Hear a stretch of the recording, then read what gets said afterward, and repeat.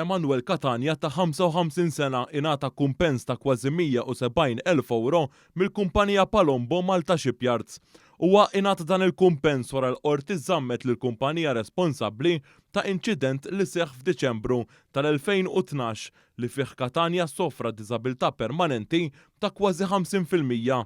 Fil-qorti ħareġ kif parti mix-xogħol ta' Emanuel Catania kien li jassigura li l-odda meħtieġa mill-ħaddiema ikunu qed jaħdmu tajjeb.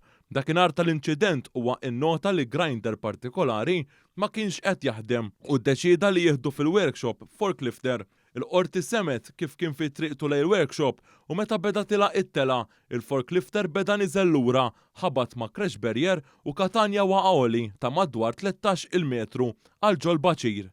Fuq il-post diversi ħaddiema semmu ħoss qawwi u marru jagħtuh l-ewwel għajnuna sakemm wasal tim mediku u ittieħed lejn l-isptar.